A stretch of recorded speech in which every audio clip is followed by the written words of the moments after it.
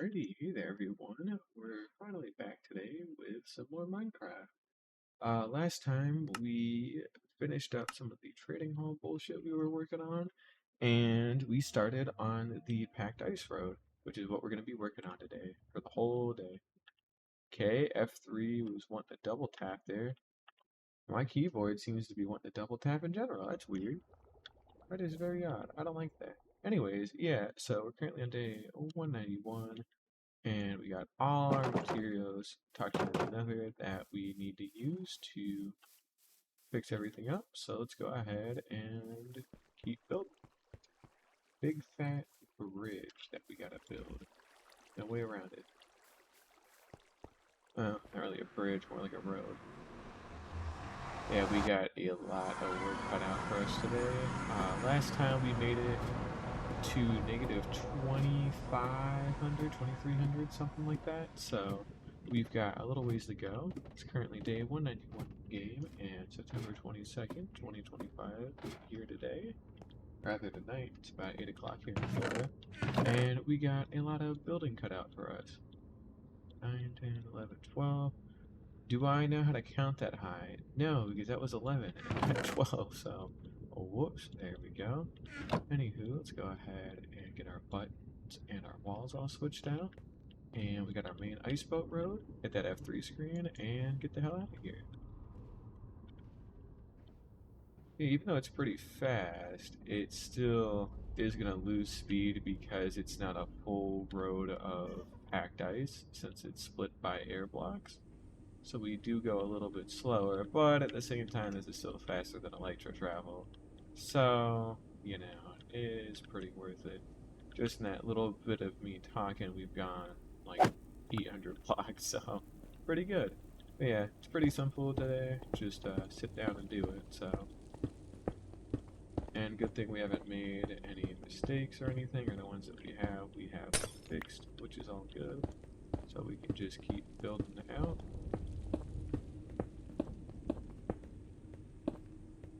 There we go. And yeah, we're just gonna get this going. So we're gonna be doing this for a while.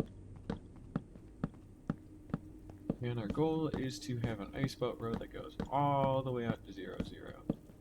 I also didn't bother to bring any obsidian with me, so we can't even build a portal straight away yet until we're done, which is honestly fine because I wouldn't plan on building one until I was fully done anyway, so I wouldn't have the inventory for it. That's alright. But once we're done with these sets of 3 stacks that we've got in our inventory, which is everything we got here, we will officially be a third of the way done, if you can believe it. So yeah, we will still have like 18 more stacks to do, aka 6 trips that we'll have to make. So this is still going to take a while, but at least it's doable, so there we go. And let's go ahead and put that down. And we'll go ahead and test it right straight on out, and there we go. And let's do it again.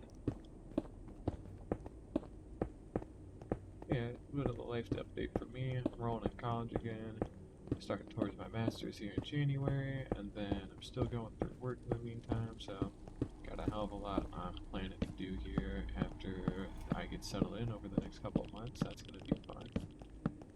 Work's been going pretty well. Excited to get my first paycheck again after like 4 months on next Friday. And it'll be for quite a lot.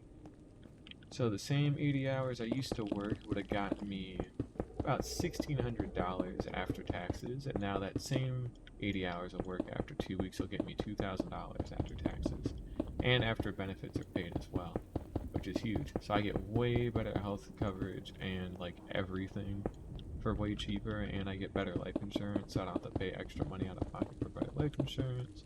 Get better health care, I get better benefits. Work's been a lot calmer, people have been a lot nicer, a lot calmer, a lot smoother to work with, so it has just been a bigger gain overall. And it's been a 20% bump in salary from 50,000 to 60,000 for less work because I got in with a better place to work at, which is very nice. So yeah, I've actually taken the time to try and train me and not push anything on me too aggressively, which is huge. Got a much better work-life balance. I can just go to work and go home, and that's what's expected of me. And they let me take my full hour without any issues for lunch, which is very nice. That lets me do some errands and actually have a proper big lunch. And it has just been a lot nicer to work through, and I've been very happy with it so far.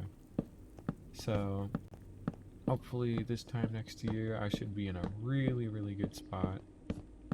And I'm already in a good spot now. It's just I know it'll get even better as time goes on, which is huge. So yeah. But yeah, it's going pretty good. But Josh, wait a minute. Is that my Josh? I think it is, because he's got a Splatoon banner. What up, Josh? It's been 13,000 years. I'm also surprised you don't have, like, your other, like, Twitch account. I thought you would have had, like, an actual, like, your Emperor account or something on Twitch, but that works too. How you been, man? It's been a while. I haven't exactly played Splatoon in a while either, granted, so that's probably why we haven't, like, seen each other in a bit, so... But, yeah. Once I get a Switch 2 here in a couple weeks, I'll probably actually, like, play Splatoon again, just because, you know, I won't have to worry about my Switch giving birth finally, so that'll help me out. I'm, like, pretty sure the battery is getting ready to explode, like, unironically, because it is just kind of sitting there, and it's a little worrying, because the physical screws that hold it together have broken from the pressure, so there's actually a bigger gap than the picture I took from last time, so it's even worse than before. And, you know, the only game I play on my Switch nowadays is Panel to Pawn and, like, Splatoon 3. And that's it, you know, I beat Brothership, that's all good. Really excited for Mario Kart World when I get the Switch 2, and then Bonanza and Pokemon ZA is going to be really good. So I should be picking all of that up here. I'd say probably near the 3rd, so like next weekend I'm fully expecting to have my rent paid off, my electric, and then I'll get my $750 points credit, I believe, from my new credit card, which will let me buy a Switch 2 with Mario Kart World for like $500, Pro Controller for like another $100, and then Bonanza for $80, and then I can spare a little bit of cash later, not now, but later if I want a bigger micro SD card to transfer all my games over to.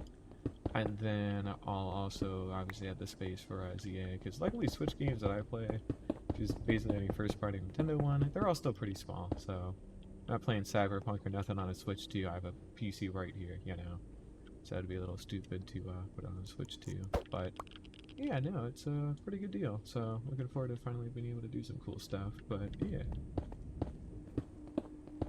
Yeah, a little bit after that, that's my Christmas gift for myself too. It's an early Christmas gift, because I want to play Pokemon Day 1. But I'm strapped for cash for the rest of the year, basically, until I can pay off most of my credit cards and get caught back up. I think I'm sitting at like $11,000 in credit card debt, and $6 grand of it isn't even mine, it's my mom's, because I loaned her like $6 grand to get her floors redone, and then I covered 2 months of rent for her, which was ironically at an even worse time, because that's when I was like unemployed. So I was paying her rent and my rent on credit, which is a little cursed, but she's paying me back here in the next 3 months, so I'm not too worried about it. And I'm helping her out with her real estate stuff, so that way we both can get some more money. So next year, not that I'll be rolling in it next year, but like, just on my job alone, I'll be able to put away like 15 grand after tax next year. And that's not including any of my real estate commission that I should be making, hopefully. So once I get a hold of that, then like I'm pretty much golden, because I can pay everything comfortably and then some on my existing salary. And then I'm hoping I can make like, we can sell just 2 houses next year, just 2, and that's how fucking crazy real estate is, by the way. If I can just sell 2 houses with her and we go 50-50 on the commission and after tax. So 50-50 on commission and after tax on a $400,000 house down here, which is the average price in my city, or was before I moved. 3% of that is the standard buyer's commission or seller's commission. So either side of the trade, you're getting 3% of that as commission. So 3% of $400,000 is $12,000. You split that 50-50 between two people, that's $6,000, and then after tax, say you lose, I don't know, another third of that just to be extra generous.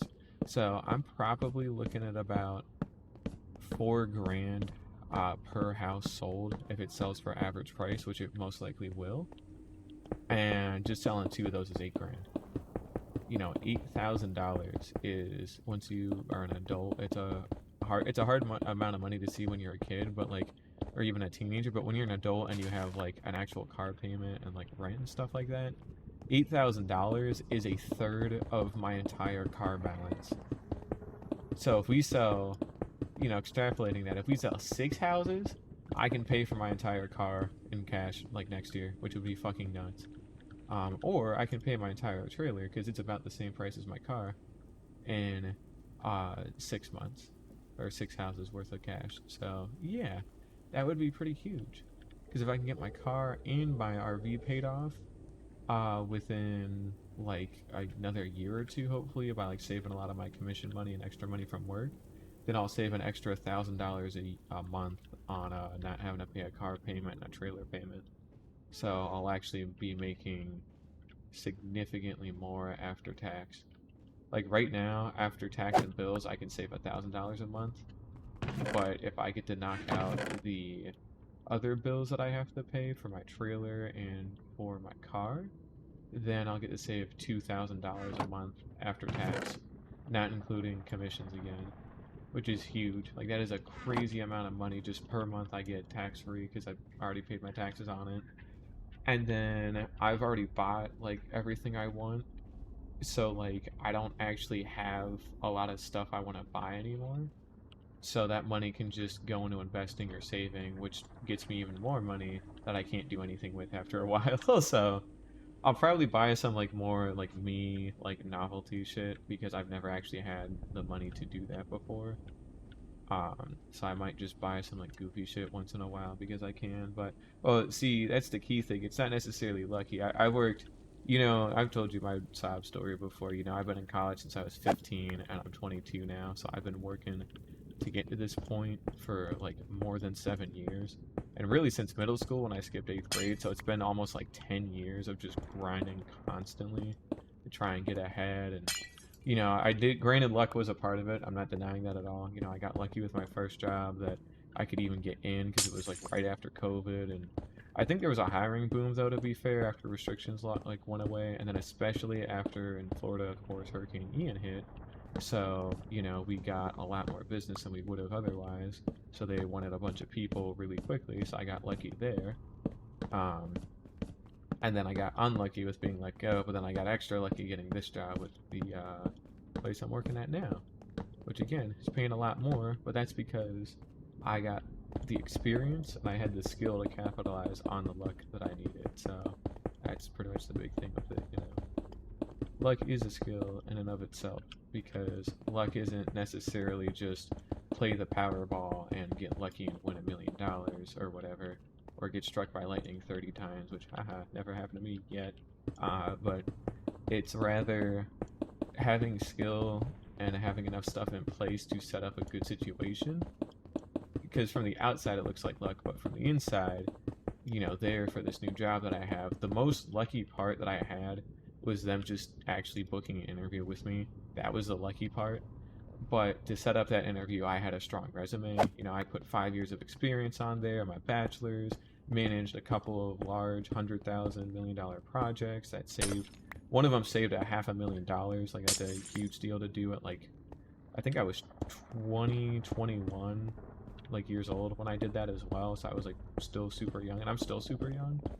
But like I had the skill to set up like a really good resume and like actual good life experience at that point to manage and do a bunch of cool stuff.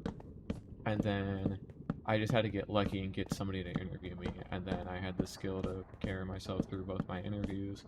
You know, nailed a skills test like live in front of like 5 people, and then got the job off of that too. that skills test was especially fucked up because like it was an Excel test, and because I was unemployed, I hadn't used Excel like at all in like 3 months. So my refresher was I took an online thing that had like finance questions for like 20 minutes, I think, like the day, not even the day, the night before my skills exam came up for my second interview as well. So I took that, and then I last minute in my car studied up on Excel financial formulas, which I should have known better because they don't fucking use like Excel finance formulas in Excel, even in finance. Like XIRR and NPV and all that kind of shit is only used for like accounting and like management and things like that, and that's not, or rather for investment management, and that's not even close to the field that I'm in. But I still learned it just in case, and then that was pretty much all my studying. So like usual, I procrastinated for 3 months and said I got this, and then the day before I'm like, oh shit, maybe I don't got this, and then I studied for like 20 minutes as a refresher, and then it was nah, I got this, I'd win, and then I did win, and it was very cool. They had me build out a budget based on historical data that basically I had to build out a budget based on historical data in front of them and then explain how I would forecast the upcoming like 6 months of financial data with the data that I had, and then what methodology I would choose to forecast those amounts and why. So with something like that, they're expecting like one budget, right? They give you 30 minutes for this, by the way. You don't get to see it at all beforehand. You're going in blind, and then you have 30 minutes to just do it. So I had 30 minutes to read the question, understand the data, and then develop all my different metrics that I had. But luckily, at my old job, I was in charge of managing the KPIs and reporting requirements for the entire financial section of the company, like by myself. So I had my manager at the time, of course, like review the data and check it off, but otherwise I developed all the different methodologies in Excel, programmed it all, worked with him to actually develop all the different metrics too for more of a business context since I wasn't as familiar with that part. But otherwise, yeah, I had experience and I had like the perfect experience just for that, basically. And because I had so much experience and knowledge too, like that shit's baked into me at like a fundamental level now.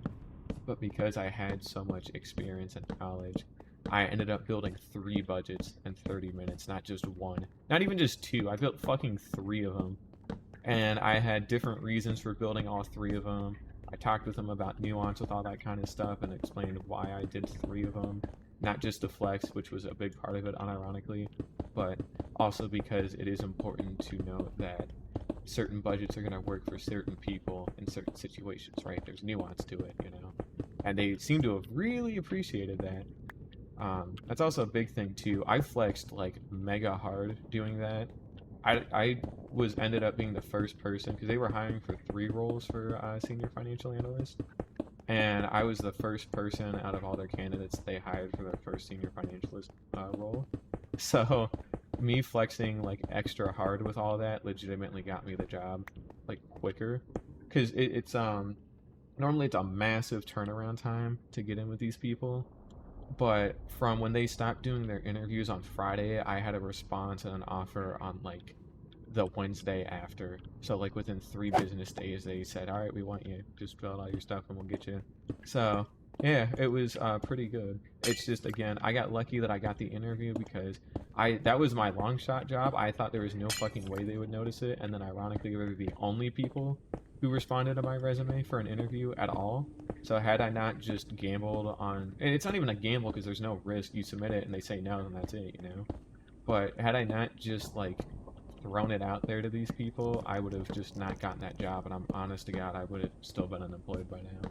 So I got really lucky just throwing it out there because I almost psyched myself out of it multiple times. Like, I probably shouldn't apply. It's not going to matter. And then I threw like $70,000 as my salary that I wanted out of it. And granted, I'm only making 61 now because it's a range, but like the fact that I put down 70 and they still considered it is kind of nuts considering I am at 61. Which again, 61 is still a 20% salary increase. And if I was already paying my bills on 51, 61, I mean, come on. At that point, I'm doing way better. But 70 would have been fucking insane. I mean, I would have been saving like more than 2 grand a month without even having to pay any of my other bills. That would have been crazy.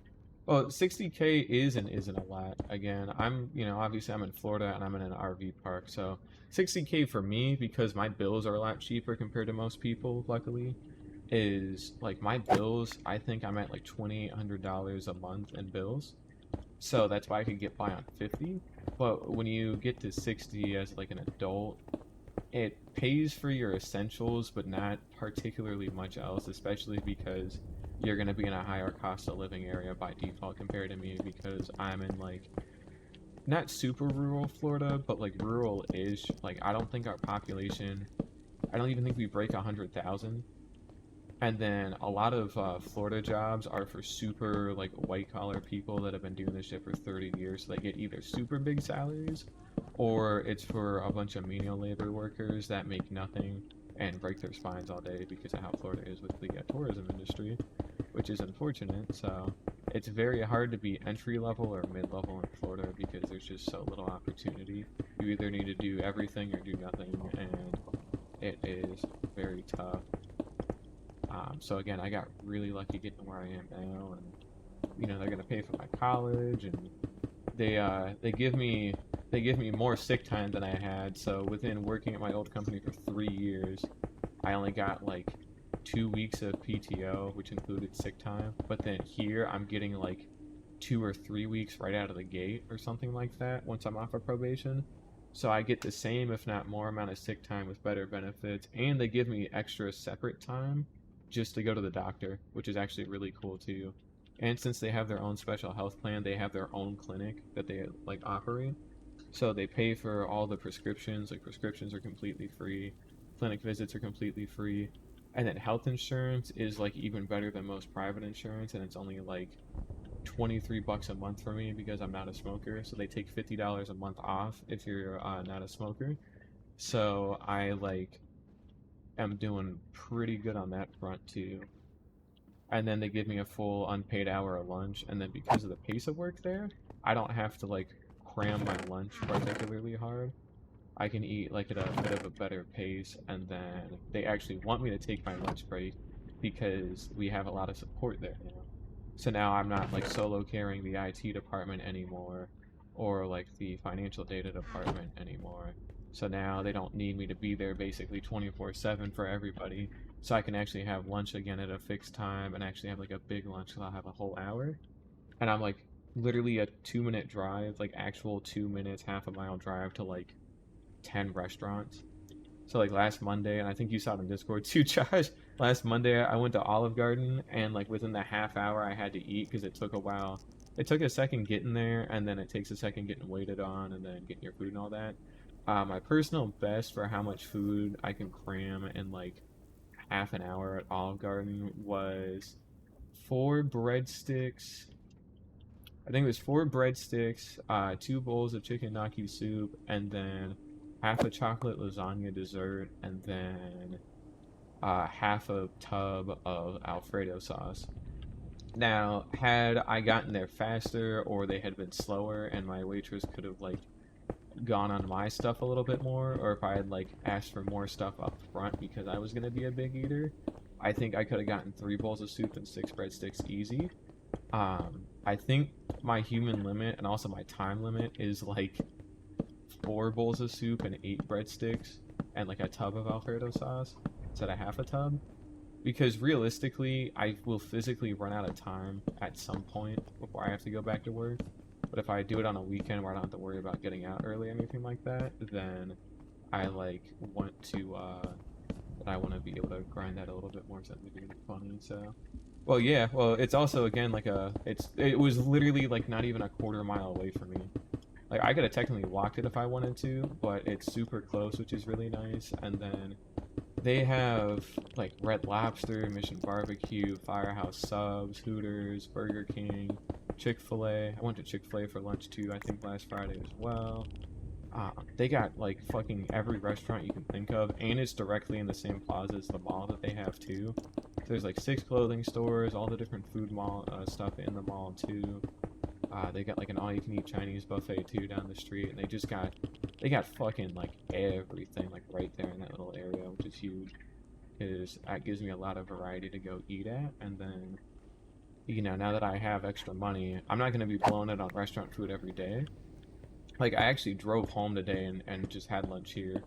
So I actually live so close now that I can just drive home and then go eat lunch and then, rest for like 20 minutes and then just drive back to work, which is honestly really cool because it saves me on having to pack a lunch in a lunchbox and, lets me check up on the cats and all that kind of stuff and do some chores around the house and shit like that while I'm waiting for my food to cook. So it's honestly a pretty sweet deal. But yeah, it's just the work-life balance is honestly so much nicer, and it's not that I don't mind working extra hard or anything, but the extra hard work I was doing was not worth $51,000. It was worth more like 90,000 at least because it was an IT manager role and a financial analyst role. So if I'm getting paid as an analyst now, as a senior financial analyst too, to boot, so an even bigger title than I had before, which is also really cursed at like 22, I'm considered a senior now in my field, which, I don't even, what the fuck, I'm considered a senior now, and I get 60,000 for being a senior, which I could have done at my old job had they promoted me, and then with the IT manager job, the old IT manager was making 80,000 off of his stuff, and the one before him was making like 51, so realistically, I should have been breaking like 90 to 100,000 for doing both roles like that. Because if they employed two people that did what I did, they would have had to pay 50 for the financial analyst and like 50 for the IT manager. And that's being generous. It could easily be, it could have been more than that. And yeah, so that was a little fucked up that they did that. But honestly, in a fucked up way, I'm glad it happened because now I'm like out, and as long as I can keep it together here for a good 6 months, I'm pretty much golden. Liked working with everybody so far. Everybody's been really nice, and I don't think I have anything really to worry about, which really helps. So, literally, as long as I have a pulse and I go to work and I ask questions, I am gonna get through probation, which is 6 months, by the way. So it's a long ass probation. Probation is usually like at my old job, it was like 2 weeks, I think, or something, or it was a month rather. And then I know at some companies it can be a little bit longer, but 6 months is insane for probation. It's quite a lot. Which, hey, they're still paying me for it, of course. I ain't got no complaints, but yeah. It's just because of the nature of the role it's in. It's a lot more strict. We're working with like FEMA, so we're working with like federal data, and we have like a lot of compliance. And then because of the role it is specifically, when you're permanently on as an employee, you actually get like special protections according to their stuff. So it is if you're in like this place, it is super hard to get fired. You would have to actively try and like sabotage yourself or somebody else and really like consistently fuck up on purpose and try to get yourself fired for them to fire you, because otherwise there's a ton of paperwork they have to go through and it takes a long time. They have to build a case against it, and it's just a significantly bigger process for them to go through by design. And they also don't really want to fire people, obviously, because when they're hiring people, they want to retain them for as long as possible. Because again, when you're working with FEMA and like all the other grant management and stuff like that, there's a lot of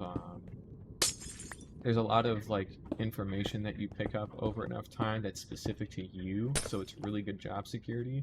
So when they lose somebody that's been there for like 20 or something years, it's a massive deal because there's a lot of specific contacts and processes that are just within one person, and even if they try their best to transfer it to somebody else, like they can transfer contact, but you can't transfer proper relationships.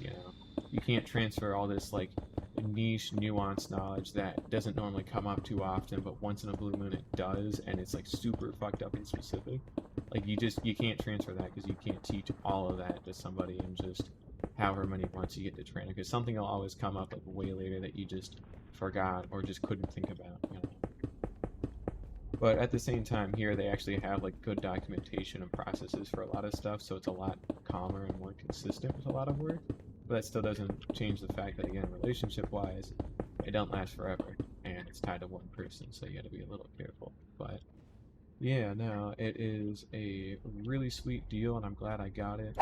And I'm basically just trying to get through this year for right now to get most of my, if not all of my credit card debt paid off, and then next year finish up my bachelor's formally, and then also hopefully finish up my remedial classes so that way the year after I can formally start both of my master's degrees.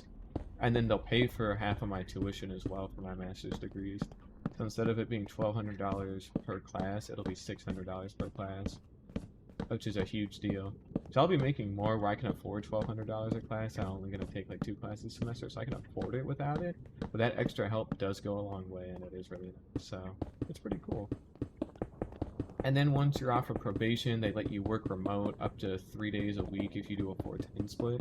So I can work a 4-10 schedule where I'm working from Tuesday to Friday for, I think, 10 hours a day, and then I get Mondays off. So I can have Mondays just for college and errands and wrestling and all that kind of stuff. And then I can work Tuesday to Thursday fully remote. So they'll give me my own laptop and everything like that, and I can just use it at home, and it's really cool. And then I only have to go in person like Fridays, I think. It's either Fridays or Thursdays because it's different by department, so it's a little trickier. But either way, I'd only have to go in person 1 day a week out of the 4 days I work, and I still get all the extra benefits and pay on top of what I do. And again, with the expectations are a lot more in check and the workload's a lot nicer, so it just ends up being pretty much as good of a job as I can get for a pretty long time, I feel.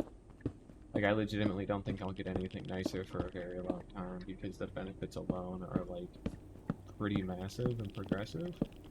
And then the pay, like, I don't, like, once you hit a certain point with money and a lot of, like, big expenses are paid off, money loses enough value as, like, a thing that you need to survive to becoming just a thing that you have, and yeah, you can go out and do more with it, but you know, I grew up to be like super like conservative with my money, where I don't try to like overspend on like literally everything. And you know, granted, I'm human, I still splurge on stuff sometimes, but like I choose not to too often. So, of course, when I do, it's baked into my budget, so it's not really a splurge; it's an expense that I was expecting. So it's a little different, but uh, you know, next year, like okay, the rest of this year after bills and taxes, I'll save $5,000.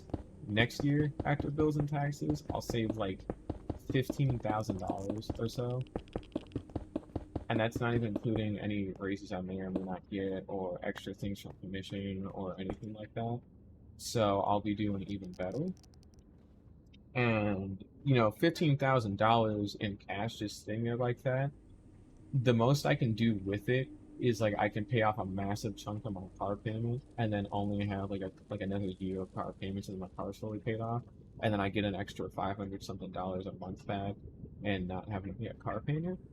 Um, but at the same time, $15,000 is a nest egg. Means that if I lost my job tomorrow after getting that, 6 grand paid for 2 months of bills, so 15 grand would pay for 5. So I could take half a year off to find a job and be okay. And it might even be a little bit better now considering I like not only have all my credit cards too, so I dip into cash first and then have credit, but I also just you know, I have better support by that point and just things just get a lot better. Ooh, that's just a stuff good. But yeah, things just get a lot better and it's just taking a lot of time to get to this point. Be like finally feeling like I can actually get ahead and stuff at once. Because it took a super long time to get to this point. It was just a lot of work. It took so long just to see any like result from it all because it took so damn long. I mean, you gotta understand, you know, I've been in college for more than a third of my life by now, you know, and by the time I'm done with my masters, I should be probably about 27 or so. I'd say I'm 22 now, so realistically, 4 years to get 2 master's degrees, especially since I'm working at a reduced schedule, it'll probably be about 2029, 2030 is when I'll have them, and that'll be like 12 years of college. I started at 15, so I started even younger than that, and I was only like, I started in August when I was 15, and my birthday's in June, so I was only like a 15-year-old for 2 months before I went to college. And it wasn't like AP and IB courses, right, where you take those for college credit and you take a test. I was in full ass like adult college with like actual adults, and I had a full-time schedule on campus. So I did 4 to 5 classes a semester for 2 years before I graduated high school. Graduated high school when I was 17, and then I started college when I was 15. So yeah, it was even nuttier than that. Just kind of fucked up on its own.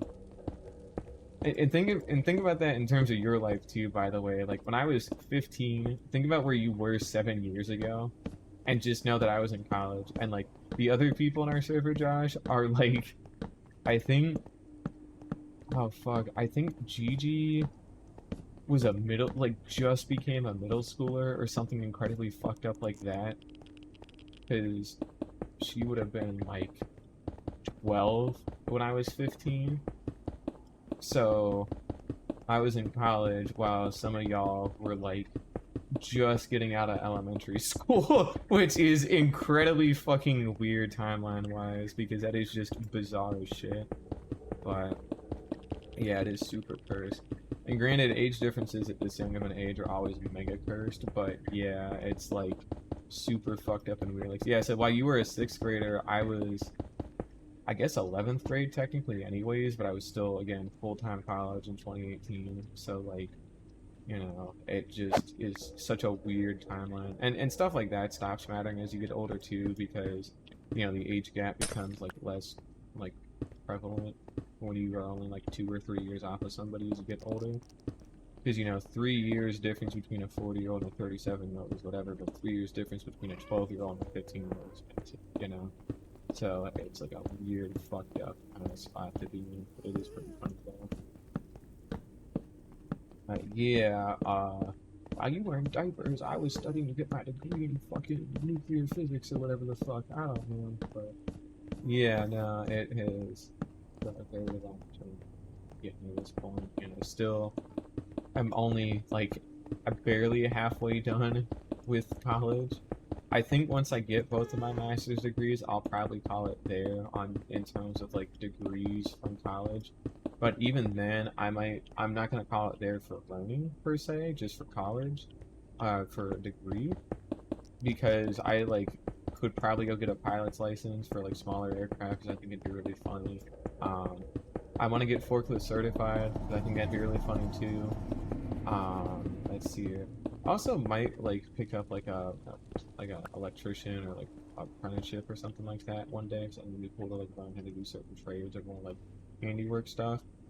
And once I have a house and actual money, I want to actually have like a garage where I can just build shit. So, unironically, I might go back for like an engineering degree or something way down the line once my math skills are a little bit better. So that could be really funny. But once you hit a certain point, the only limits to like what you can do is restricted by time and money. Because once you know how to learn properly, you have a much shorter mental block for learning a new subject, especially if you know how to make it interesting to yourself and how to relate it to stuff you've already done.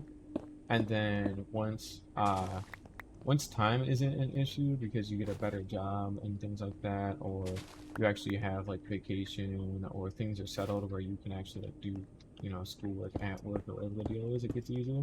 But really, once you have the money thing figured out and actually being able to afford from it, then like time is the last bit that you need, and then you're pretty much golden. So once you have extra time and money, you know, sky's really the limit in terms of what you can do, as long as you pick something that you're actually going to use and that you're interested in, and you really make an effort to sit down and learn how to use it and do it, you know?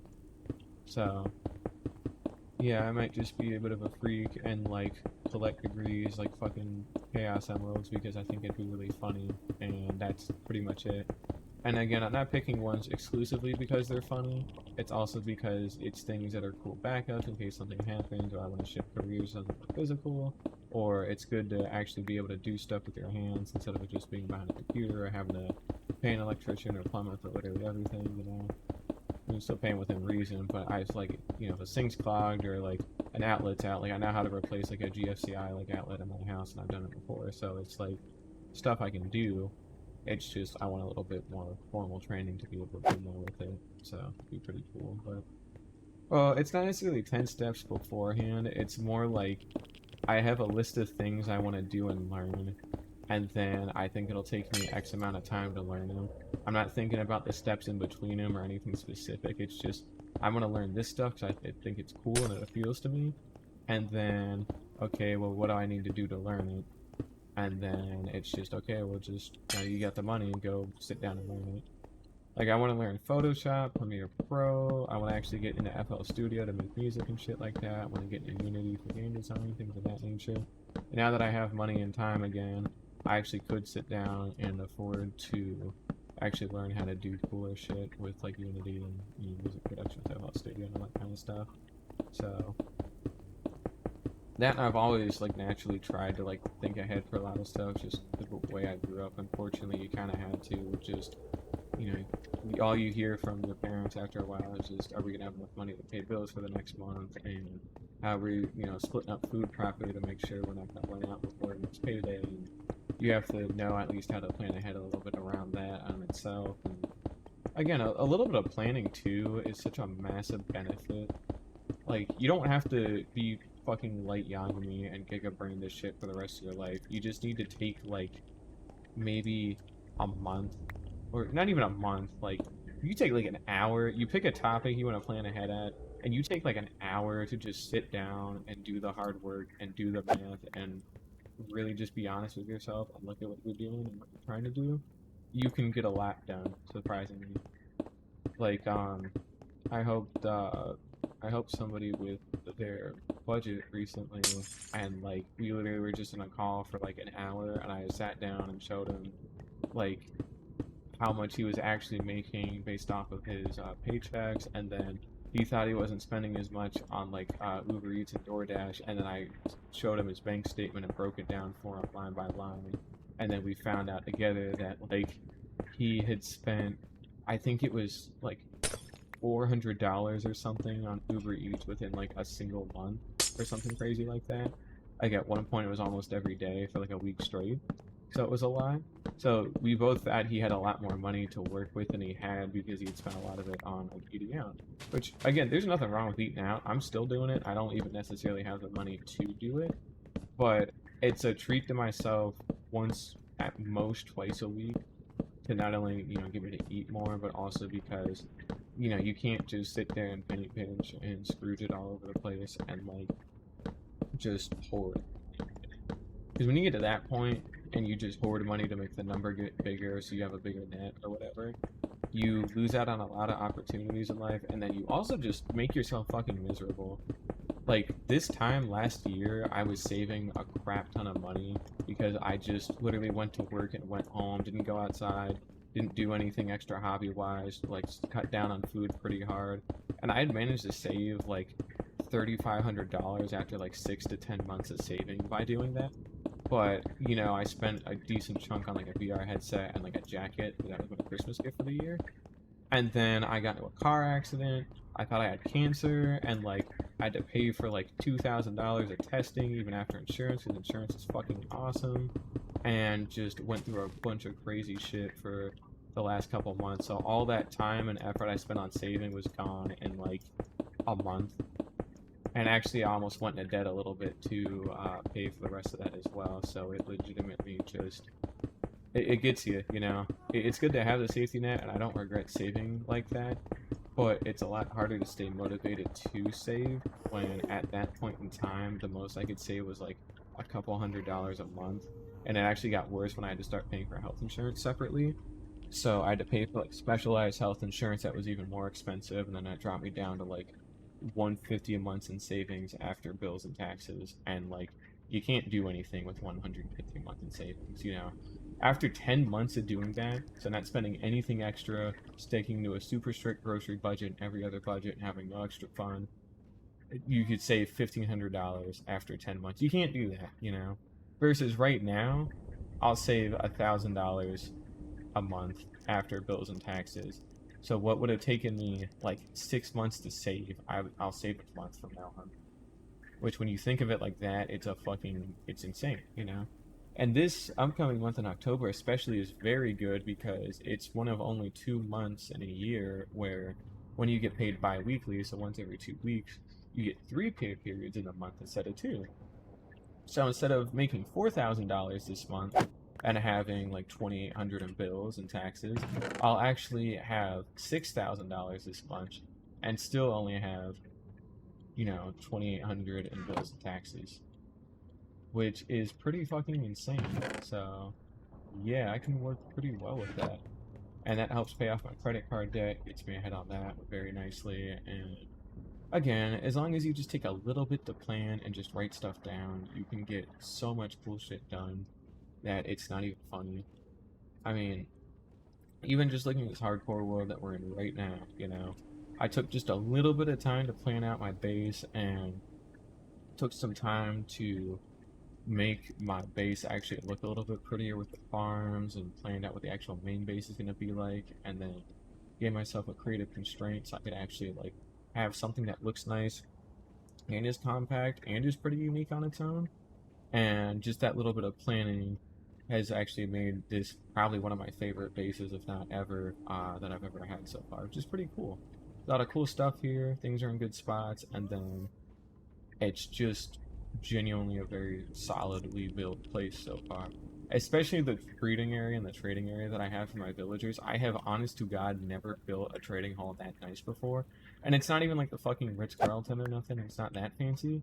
But like actual like checkerboard pattern on the floor. The building itself is laid out super nicely. The actual rail work that's done on it to move all the villagers and the curing station is super good. The breeder's really good.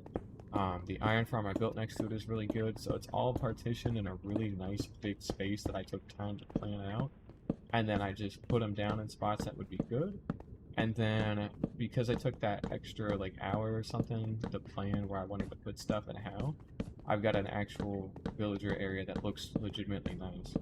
So they're not like back in, hell anymore. I haven't put them in a dungeon again this time. They actually have a pretty nice area to be in, and then it's still easy access to get to and everything, so it is some really cool stuff to see what I have. But yeah, no, it is pretty good what a little bit of planning will do for you. And it applies to anything. It doesn't matter if it's college, work, games, anything. Just having a little bit of planning and just having the most basic understanding of cause and effect as well is another huge thing. So if you can just understand that if you do something, there's an effect, then like you can get some crazy bullshit out of thin air that you just can't even imagine. Like I haven't streamed it yet on this channel, I think. I mean, I played it before in other people's streams, but Stranova, I'm like basically I try to let other people call shots and all that.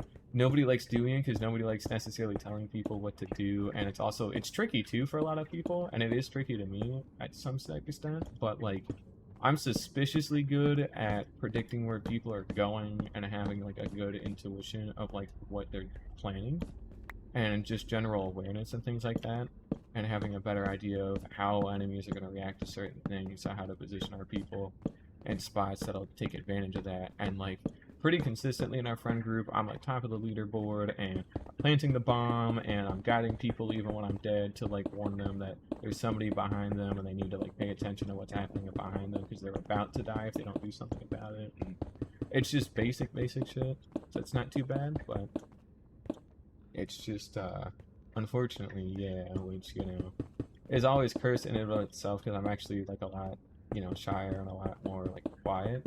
But even in real life, I've actually gotten a lot better at just like speaking up a little bit more. And like my philosophy with it is I try to give people a chance first because I don't want to like steamroll a whole conversation by myself. So I try to give people a chance first to step up and let them do their thing. Like we had a training event like last Thursday, I think, a couple days ago, last Friday, and basically they showed us what they wanted to show us at the start, and then they said, okay, we're gonna, is somebody gonna volunteer to do an example or a demo, or otherwise somebody's gonna get voluntold. So everybody's silent for a little bit. I give it like 5 or 10 seconds. It's very clear that nobody is like gonna speak up at all to like volunteer. So then it's just, all right, well, I guess I'll go first. And then I would have like died instantly before, just a couple of years ago, if I had volunteered myself to go first. But now I've got a lot more confidence and a lot more experience that going first doesn't seem so bad anymore. And then went through it first, looked good, and did fine doing it. Funny enough, my demo, I did go into all the right spots and everything, but my demo specifically crashed the fucking dev testing site that they use for training. So I was like, hey, I'm clicking on the right spot, right? Why is everything not working? And then they're like, yeah, I don't know. Let's just give it a second. I'm like, all right. And then we give it a second, and then I got a fucking like null exception error or some shit like that. And I was like, all right, well, I've done what I could. I think I know where I'm going, but I can't exactly show you right now. So then they let somebody else do it, and then that's the other thing too, is if you get to go first and you get to just sit back and not be anxious for the rest of it, you get to let other people do their thing, and then you get to do whatever from there. So it's pretty good. But leading's kind of not too bad. Planning's not too bad. Unironically, if you want help, like doing some amount of planning, Josh, just like DM me and like let me know and I'll help you. I can't do like everything for you, but like if you wanted to help like planning college courses or like learning how to do stuff with money or whatever, just literally just let me know, because I like helping people. And it's really not too hard of stuff to learn. It's harder if you're learning it by yourself, but now you don't have to learn it by yourself because you can just like ask me and I'll help it, you know. I got a degree in finance, so if there's one thing I should probably be good at, it's anything to do with money up to a point. So, and then all the leading stuff, that's kind of just whatever on top of it, that's cool too. But leading in something like Stronova versus Splatoon is night and day though. Stronova is way easier to like lead in because it's a lot slower paced and a lot more methodical and tactical compared to Splatoon. And it's mainly the pacing is the big thing. Splatoon is just too fast paced for how I like to like direct stuff.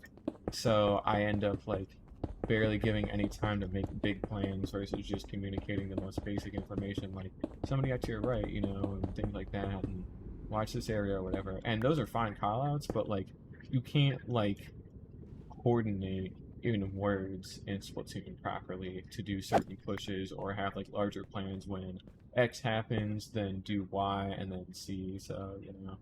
And yeah, too, with it being Search and Destroy versus Splatoon's like everything else, it definitely is like a different mode altogether.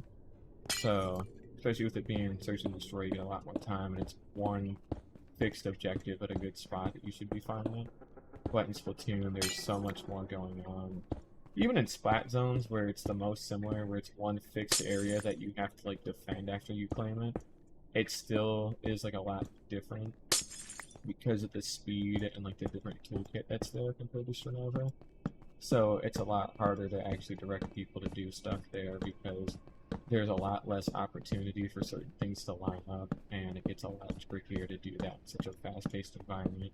Because you barely even have the time to say the words, let alone formulate an entire plan and have enough trust in your people to actually execute it, and that they'll interpret what you say exactly how you envision to execute it. Like, that's some super fast, quick fucking thinking that it's really, really tough to do. I mean, the people that play that game really good. I mean, they operate on a whole other plane, you know, it's not even close, you know. But at that point, too, they can also get away with just having, like, enough skill and, like, training to just, like, disintegrate people. So then it becomes less of, like, a planning and, like, thing, because it's more of a stalemate and, like, more of attrition and planning when you're, like, equally matched, and it turns into who can get, like, a better, like, opportunity and make a better opportunity to do stuff with. And then when it's super high level, it's like that. But when it's, like, one team's better than the other, it's just, can you kill them hard enough to just win? And the answer is yeah, probably. But, you know, maybe one day. Also kind of surprised they just didn't, like, update Splatoon 3 with, like, mouse controls, but at the same time, I'm not, like, that surprised that they didn't update Splatoon 3 with mouse controls. Because it's unironically one of those things that I think they'd be like, well, it's an unfair advantage to people who don't have a Switch 2, as far as Nintendo themselves are concerned. Because, like, you know, mouse controls are going to have, like, fast and precise aiming that carry over from the PC gamers, which, you know, is a little different. And it's not, like, that busted of, like, an advantage, because the motion is legitimately good enough where, like, you can... I would say motion would probably still compete very well with, like, mouse and keyboard. But when you get some good people with mouse and keyboard in there, you know... I mean, it's gotta get optimized for Switch 2. Well, let me rephrase that, you know... It's gotta at some point at least to hold people over until 4, because the way I see it, if they don't optimize it for Switch 2, and I'm not even talking about optimizing with like frame rate or whatever, I think it's already better like now, like it's 60 FPS and all that kind of good shit, like 4K, so it's already like a lot better. But in terms of the actual controller like support specifically, I don't think they're gonna touch it for Splatoon 3 because Nintendo's gonna, do some bullshit. And I personally think that it's either gonna be saved for Raiders, or rather Raiders will be like a ground for people to start using mouse and keyboard controls. But the big draw of Splatoon 4, and it is my wishes personally, is I want Splatoon 4. The big gimmick is mouse and keyboard controls in addition to your normal stick and motion controls. And I want that to be the gimmick, and I want them to bring like Squid Surge and Squid Roll back, because I don't want them to tack on too much new shit, even if that includes like basically having almost no new specials or sub weapons or anything like that, because they've already got too fucking many in 3 that they haven't like mixed. So they might as well take the overabundance that they have and flesh it out a bit more at 3 instead of making more new stuff to tack onto it, and or into 4 instead of tacking onto it like they did in 3. And then that gives them time to develop a game that's better mouse and keyboard controlling, which is nicer, and then not optimized in a way that gives them an unfair advantage, but like it's specifically built with them in mind and with motion in mind, so it's not like one or the other is half baked compared to the other. But also it makes sure that they specifically have to focus on the actual maps first, because biggest complaint in the entire Splatoon 3 game, way bigger than even like specials and all the other fucked up shit that's been happening, it's always the map design. Because you can always forgive a bad special because it's called just, if a special is bad because it sucks ass to use, don't use it, right? It sucks, but at least like it's a part of the game you can avoid. If there's a special that's broken, they've been doing pretty good at actually keeping a good initial balance, so it's not been something that's been so fucked up and over dominating that like, and when I say fucked up and over dominating, I mean like Missiles and Stingray, where not only is it everywhere, it's also just a complete dick move to have. But I mean more like that. Like as long as they keep that out of it, it'd be pretty good too. Yeah, if we can get rid of the square maps and bring in some more verticality, that would be really cool.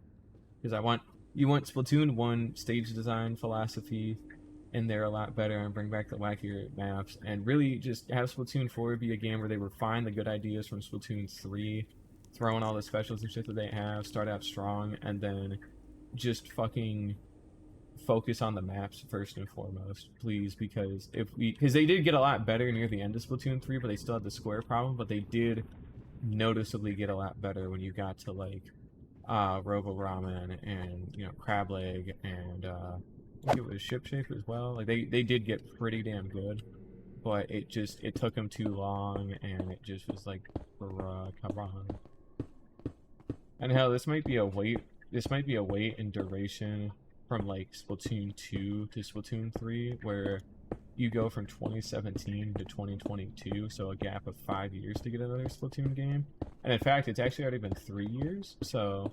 And Raiders is going to be a spin-off game, so that's not quite in the same vein as like an actual mainline game, so that's a little different. But like, I personally think what they might end up doing is it might just be another like 2 years until we get Splatoon 4, so it's like another 5-year wait between 3 and 4, like it was for 2 and 3.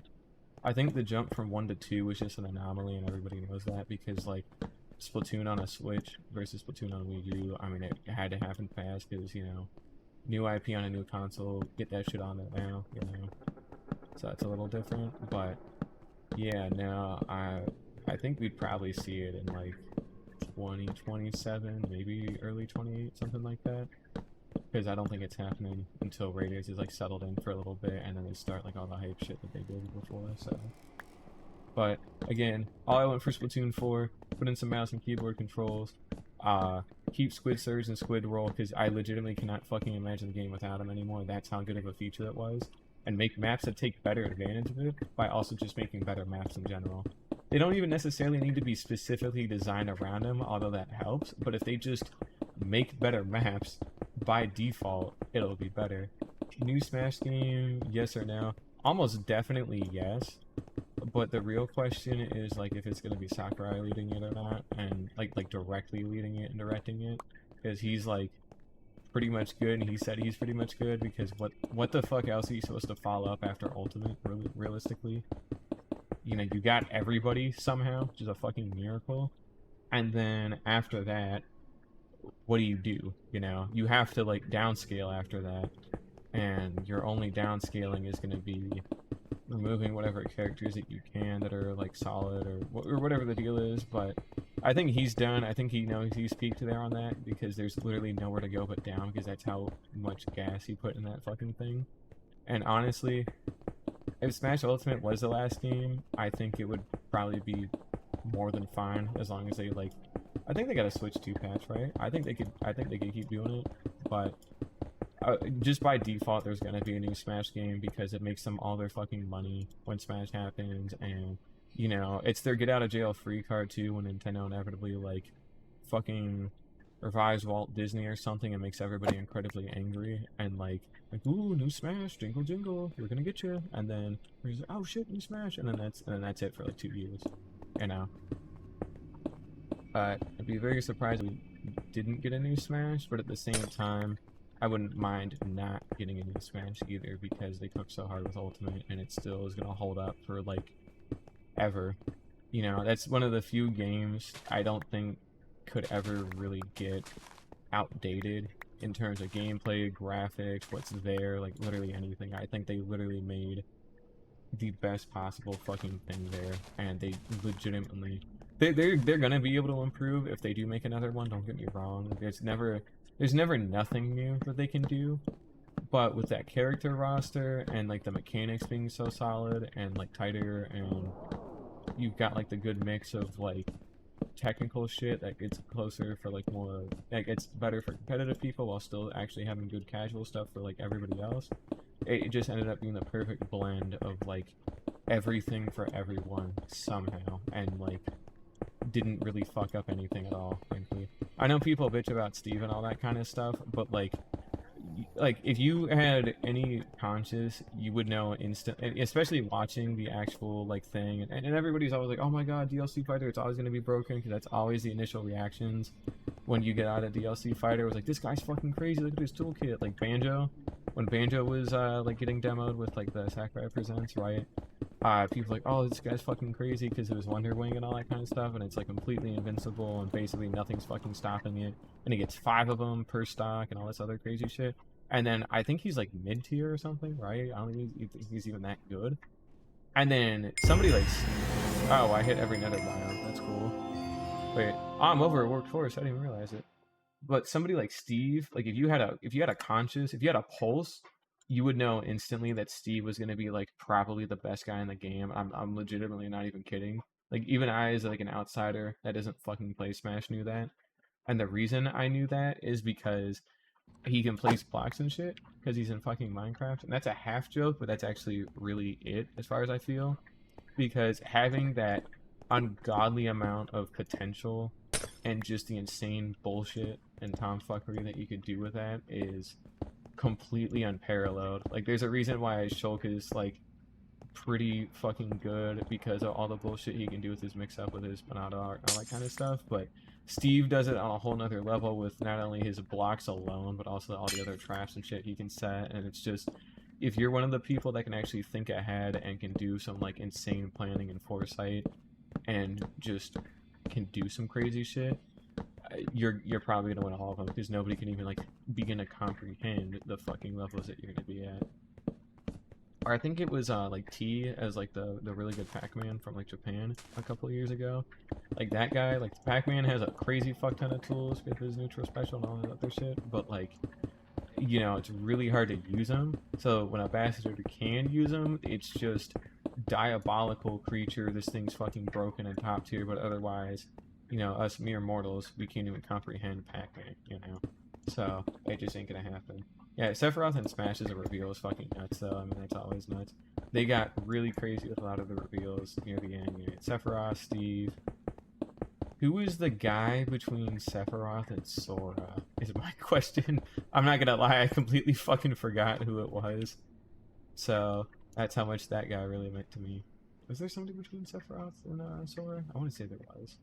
Because it went like Steve and then Sephiroth and then June. Who was it again? Fucking. Let's see here. Let's see. The Smash website should still be up. Oh, Pyra, Mithra, and Kaguya. That's how much I forgot who they were. And then Sora was the very last one, of course. So they had some absolute fucking bangers in there. But, like, beyond that, you know, it's just genuinely insane. So Pyra, Mithra is whatever. You know, you get Xenoblade. It's good for the Xenoblade fans. I'm not a Xenoblade fan, so by default, I don't care. But at the same time, good for the people who wanted them. Kazuya, it's cool getting another, like, actual, like, fighting game rep in there. I don't play Tekken or Street Fighter, or the most I play is Guilty Gear, and I played it for like 2 hours because I fucking suck, and I like actually have to sit down and learn stuff, which makes me very sad. So that's why I haven't really done anything there yet. And then otherwise, Sora is cool. I don't play Kingdom Hearts, so I don't care personally, but he was the bastard besides like Sonic and Banjo for like the longest time that people were requesting, so good for them for having me. But yeah. See, imagine Sub-Zero in Smash. Imagine also Mappy from It Game Mappy in Smash. That would have really, you know, I would have really been sold there. You know.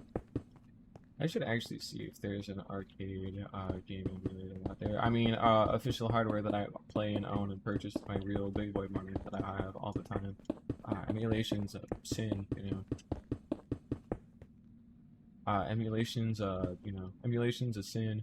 You can't have emulation at all, and you know, it's very totally not good, of course, you know. But speaking of random bullshit, which is all the time, that PvZ remake, am I right or am I right? That shit's coming out in like 3 weeks, and look, if they all I want versus mode online, and I want to be able to beat somebody to death in versus mode online in PvZ on like Steam. That's all I want. That's all I ask for. And if they do that, easiest 20 bucks I've ever spent. Unironically, the original is still goated, but now it's in HD. Yeah, Plants vs Zombies. They're remaking the first game on Steam. No microtransactions, and it's got all of the console exclusive modes and new content and shit, and it's like 20 bucks.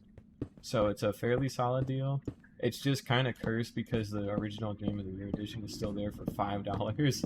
So you either spend $5 on only something that's slightly worse but still holds up super duper well, or like you spend $20 on the newer HD one that can probably actually be modded this time, and then you also get like way more out of it.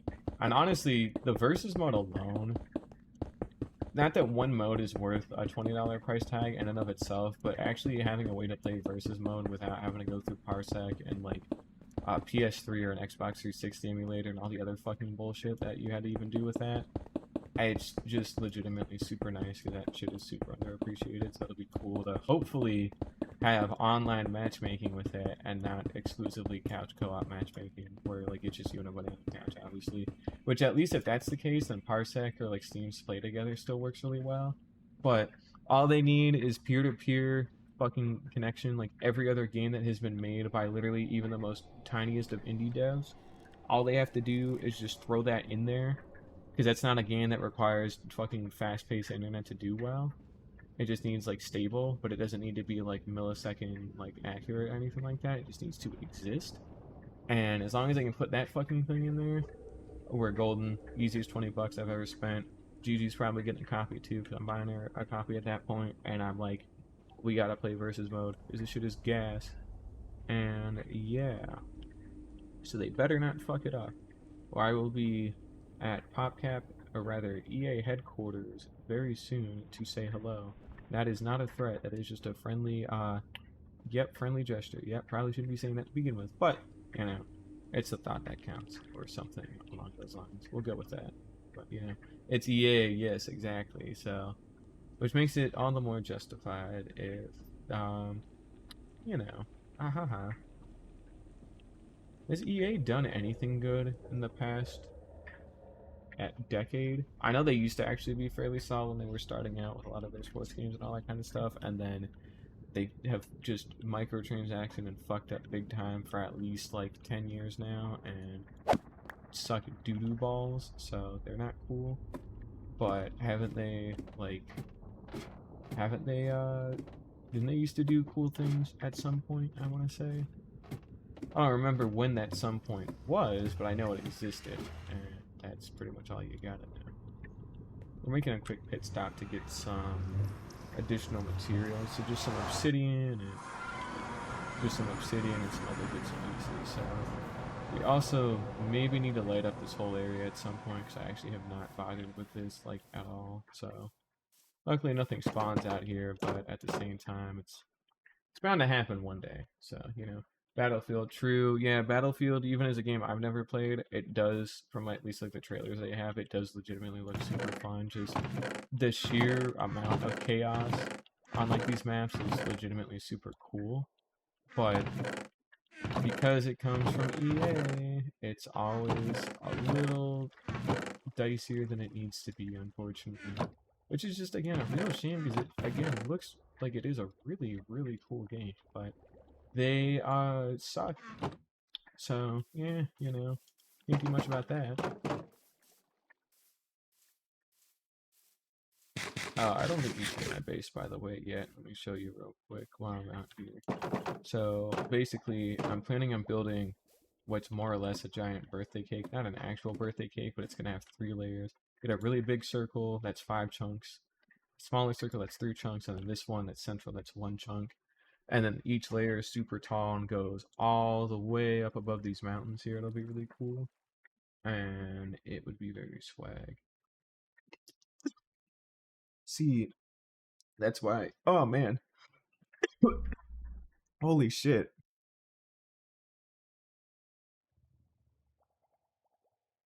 Oh my god, I think EA's trying to kill me right now. Holy shit. Oh my god, dude. What the fuck? Oh my god. I think EA just tried to fucking choke me in real time because I didn't like their games. Oh my lord. But yeah, imagine being blind and not seeing a guy from 20 meters out. Can it be me? Apparently fucking not. Good lord. I don't even know what I choked on. Choked on these nuts or something apparently, but yeah, I would simply just see the guy and not have any issues. But yeah, super big circle, medium circle, small circle. It goes up from like 118 to 168 on the first big circle layer. Second circle layer goes up to like 218, and then the third layer goes up to like 268. And then I can build floating islands and shit dotted around it, and it'll go way up above these mountains. So it'll be this giant castle going up past this whole ring of mountains, which is really cool. And then I'm planning on putting every single farm in the game within this 5 chunk by 5 chunk area, which will be extra cool. But yeah, I've actually built like a cool enchantment area, a good XP farm that will double as a slime farm at some point when I add in my modifications, and a wither rose farm too, but I'm still working on prototyping and developing that. There's not actually a tutorial for that one, so I have to invent that one myself, which and then you got your nice tree farms, your oak, your dark oak, your spruce, your bamboo, your sugarcane, your wheat, carrot, potato, and it actually looks nice and it's laid out well too in a way that makes enough sense. And again, legitimately nicest base I've had so far. Big cave, that's cool. I got a beacon by like day 100 for some reason because I'm an insane person. And then I'll have to show you my trading hall here in a little bit, but I want to go finish building this 0-0 portal first because that thing's actually a lot better. But oh, and then this is my first portal. This is a ruined portal that I converted to an actual portal. It spawns me here, which is fine, but directly below my fucking spawn, which again, I did not move that portal, that's where it put me at, is a fucking nether fortress. So I immediately have access to a whole nether fortress, because why not? And we're gonna go ahead and try and run up these wither skeletons too here, because I want their skulls.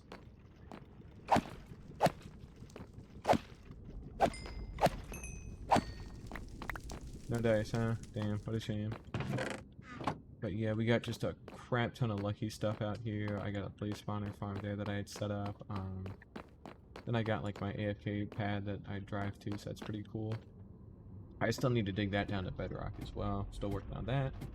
But we had a crazy good spawn for the portal, which, by the way, my base is like 24,000 blocks away from 0-0, which is why building this ice boat road has taken so long.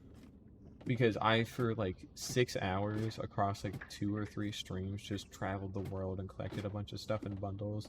And I was literally just so hell-bent on, like, I'll know it when I see it when it comes to, like, having a good base, that I just did not fucking care how long it took. I just wanted to go out there and do it. And just somehow, I actually ended up doing it, which was really cool. So, yeah, pretty good all things considered. We also don't need, like, this much. We can keep the rest as leftovers. Yeah, that should be fine. In fact, we actually only need like a stack's worth, so we don't even need to worry about this. There we go. Although we'll gotta move all this back. There we go, we have our 4-to-1 ratio, and then we're within like 100 blocks of it. So 64 blocks of packed ice will make an ice boat road that's 128 blocks long. Since we're within 100 blocks of it, we should be fine. But we're finally almost there after an entire hour straight of doing this, so this took a while, but it is 100% worth it. I'm glad I did it. But yeah, took a long time to get all this done. I'm glad it's done. But I've been on that Minecraft itch, unfortunately, so you can't imagine this for an hour. If you go to my channel and you look at, it's probably like 3 years old or so by now, when I built my original trading hall in my original hardcore world, which that world is still alive, but I just don't have any motivation to play because I built too big, and I just got so demotivated from it that I just abandoned it, basically. The trading hall that I have there took me over like 30 hours to build, I think. Like, I actually took time to, like, you know, check the timestamps of the videos and figure out which ones were the villager ones exclusively, which ones worked. But that was a more than 30-hour villager trading hall that I built with over 200 villagers, full curing areas, multi-curing as well, all organized, and I have like 200 something villagers in there. And if you go to some of the older videos where like the farm is done, you'll literally get to see my PC crater. Like, my PC ends up at, I think 6 FPS was my record for like how like low I could get my PC to drop. So it got super bad, and that was at like a normal like 12 chunk render distance and simulation distance. I wasn't cranked up to what I am now, where I'm like an insane person. I have like 32 chunks render distance for some fucking reason. So yeah, it got a lot worse. We're done. I'm doing it there, I think. We don't really need to build out. Do one more. That's good. If you can believe it, that was the ice boat road all done. So now all we gotta do is button everything up here. Go put our walls in and we're good. But yeah, for things like this that are super monotonous, and I don't listen to music or anything during this too either. So even on my end, where you may or may not hear like me listen to copyright music, I don't even listen to it. So it's just me in silence talking to myself here basically for like all time. And it looks like we replaced a little bit. That's alright. Easy fix. So a lot of it literally just boils down to, I think I can do it, so I'm gonna do it. And yeah. These should be matching. This makes me incredibly suspicious. Oh, no matter. We will find them when we find them, I guess. And I guess they don't need to be matching, since we already have all the materials. That's not too big a deal. This makes me wonder what 2 blocks I ended up not putting it on. That would have had to have missed. I would have had to have missed them in the last stretch because it did fully complete. Yeah, and that is really odd. Nothing's missing.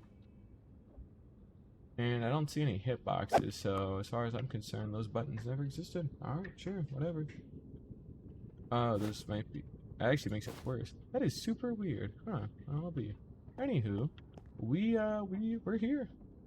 So nice and simply, let's just go ahead and get out our extras. We're gonna go ahead and look at our targeted chords right out here on the side. This is exactly 0, 0, which I know is off center. Be quiet. Actually, fine. We'll build it on center with the damn road, just to be sure. It'll bug me too, so fine. Yeah, got me. Anywho, let's go ahead and build this out. There we go. Oh, and also slabs keep it spawn proof. Nothing can spawn on buttons, nothing spawns on walls, nothing spawns on bedrock, so we're completely safe and on our own up here. So there's no risk of anything happening, which is why it was done this way. But yeah, if you could believe it, we placed down something like 12,000 blocks or so just by doing all of this. So a pretty Herculean task here, but a worthwhile task all the same. Because now, when we move in some shulkers later on into this world, we're going to be able to actually get some real shit done. And it's going to be really good. We are also going to need to, like, maybe plan ahead on that too at some point, because we need a way to physically get them up onto the layer here, which, if we're only using a boat to move them, I actually don't know. I could maybe bait them into teleporting onto a packed ice block directly. I think that would be my best bet. Or I'd have some kind of spawning pad up here. Yeah, that's what I'd probably do. I'd have a temporary pad I could move them around in. Nope, we got something we could do. But, ooh, cave. Don't like it. Don't like it. I don't like it. I'm in good armor, so I should be okay, but this is immediately super sketchy, so I don't like being here. Where the fuck are we? Well, yeah, we're at 0, 0, but shut up. Alright. Let's go ahead and just cool it for a second here. Let's get some coal. Let's get some sticks. There we go. There we go. Yeah. Well, not that the spawn's completely random. It should have been centered on 0, 0, because nether chords are just the chords that you have in the nether, you multiply them by 8, that's your overworld chords. So this actually spawned me in a little bit more of an odd spot than I expected. But the height normally tries to spawn me on the surface. So the fact that I'm underground is very unusual in and of itself. But, I mean, while we're down here, we'll take a little peek. Well, that's why. Alright, sweet. 3 diamonds. 4 diamonds from a 3-pack. Bit of a shame, but it's not particularly what I'm here for, so it's free is free, you know. Although I am curious with this amount of tough if we have an iron ore vein, but I'm going to assume not. And I will take the extra gold because we actually need a pretty massive chunk of it for golden apples. So yeah, every little bit does help. But we're not going to worry about that right now. Let's just keep it simple and... Oh, that's a slime. I thought that was a spider. And we also stocked these away. We actually surprisingly have a slime chunk here at World Spawn, which is pretty interesting. Quite unusual.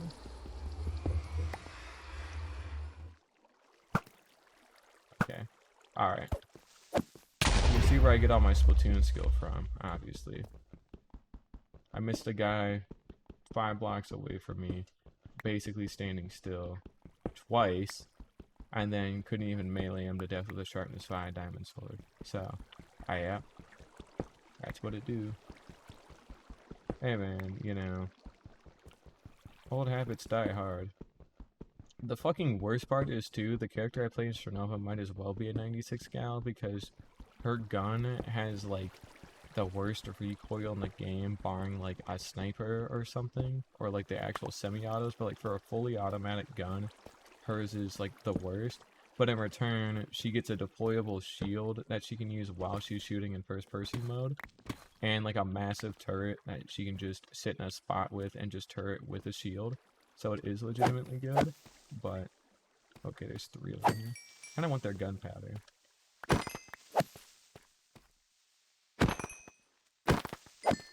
Also, we don't want to be too stupid here, so again, let's just get out of here. We got what we came here for. Alright, should be pretty safe.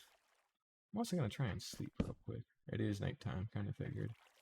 Subspace bubble. Damn, got that. But yeah, Audrey Cernova, no aim at all, none. I get bailed out by having a shield and really just burning people to death with my secondary. So the same way that people bomb spam in Splatoon, I use the flamethrower like secondary to burn them to death, and people love that all the time. I get so many compliments like kill yourself and you fucking suck at the game and things like that. But they say it from the bottom of the leaderboard, so I usually can't hear them too well. So, you know. I also have like, I think I'm at like 26 or 27 aces in that game as well. So I've like single-handedly killed an entire team by myself 27 times. And like, it's pretty funny in and of itself. So I've actually, you get your last medal that you can get for getting aces is at like 30. So once you get 30 aces, you get the same like reward as somebody who gets like 100. So it's honestly pretty nuts. So yes, I do remember Foam Stars. They're gone basically, right? Didn't they? They haven't shut down per se, but they are like destitute and they're like done with content updates and they suck booty balls. So get out. They ain't exactly doing too hot out there. No major updates. Game's dead. Nobody plays it. Even people like Stranova's dead, but then Foam Stars is out here just redefining what dead is because I don't even think they tried. I think they just saw Splatoon and they're like, yeah, we could do that too. And then they didn't ask how they could do that or if they could do anything differently that would set them apart. They just were like, yeah, you know, it's paint, you know, it's, you know, you figure it out, it's alright. Like the fucking Crayola game doing that too, you know. Anyone remember the Crayola game? That's the real question we gotta ask ourselves. We also gotta ask ourselves, where the hell is the overworld in this whole thing? Where's the surface? It's like Undertale. We're in a river biome, oddly enough. Oh, found the river part of the river biome, so. Ah, that's why it spawned me underground, because otherwise 0-0 is in a body of water. Okay. I get it.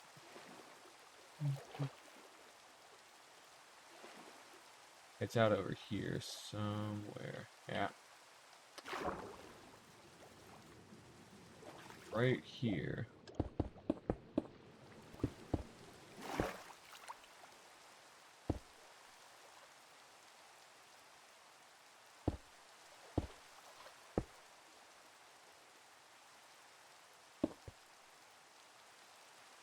Ah, there's the ice spikes that I had seen for the first time when I was out here all that time ago.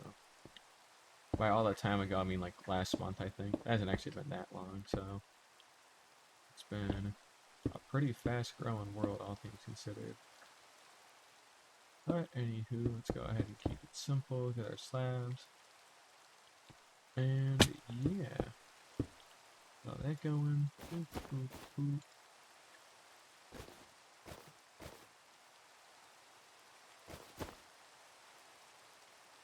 Everything we could.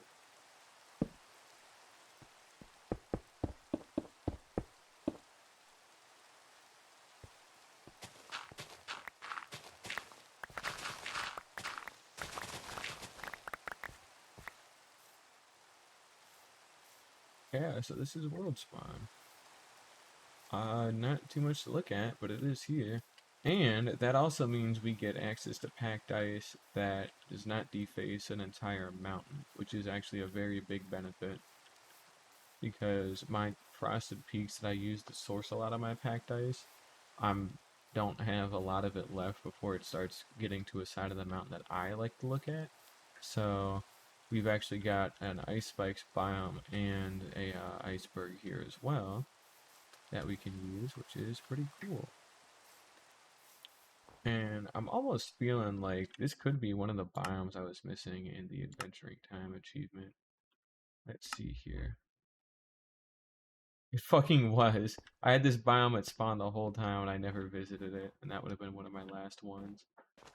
So the real question is then, what's the last biome I'm missing? It could be a jungle biome. I wouldn't be surprised. But honestly, I don't know what it could be. It's got to be a jungle biome or something I'm feeling. I feel like I've hit everything else. I've even come across a mangrove swamp 'cause I've had a propagule before, so I know I've hit everything with trees. So there's a sub-biome within a tree biome that I feel like I haven't hit, so that's probably going to be my main thing I gotta look for next. Wherever that may or may not be. So yeah, it's probably a jungle biome somewhere that I haven't gone to, or maybe like a spruce variant of some kind. I highly doubt that. I made it to a lush cave at some point too, I remember, so that shouldn't be the issue no more either. So yeah, it could be just about anything. Who knows? Yeah, this would have been a nice enough place to settle as well, and especially with it being at spawn, it would have been kind of cool, but I wanted mountains, damn it.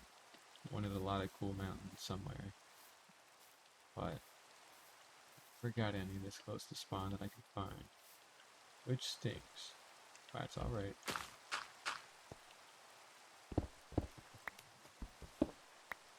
Also gonna like even this out because I feel like it.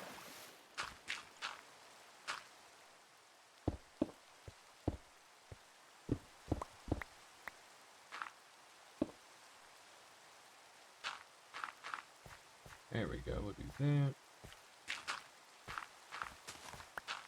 Gotta make it look a little nice, right? Only a little. There we go, and that does it up enough that I don't feel too bad, so. Alright. Well, we finished our road. We are probably not going to use it for a very long time, but the nice thing is we have it if we need it, so yeah, very cool. More like when we need it, but it is here all the same. Oh, let's see how fast this drive is back. It is 1:31:30 as of this session, and let's see how long it takes us to go 24,000 blocks, basically. Or it's closer to like 25 and change. Because technically, if you use a Pythagorean theorem, since you're driving in a triangular shape, you can calculate the diagonal, which, okay, nerd. But actually, you would use a taxi cab distance for this, since you're going straight in one line in one cardinal direction, and then you're making a turn in the other cardinal direction, so, actually, but, you know. Alright, within 30 seconds, we went 1,200 blocks, so, yeah, a little fast. Pretty good bit of roads, so, you know. You have no idea. I don't know how to tell you this, but the whole game, the whole world is built out of math. If you've seen anything cool that people do, it uses math and more specifically computer logic. So all the cool stuff is math secretly once you get down to it. That's also another secret too, Josh. Everything is secretly one system more often than not. Once you get good enough at certain things, everything starts to break down into that context so fucking hard that you see the entire world in that system. So for me, it was Excel.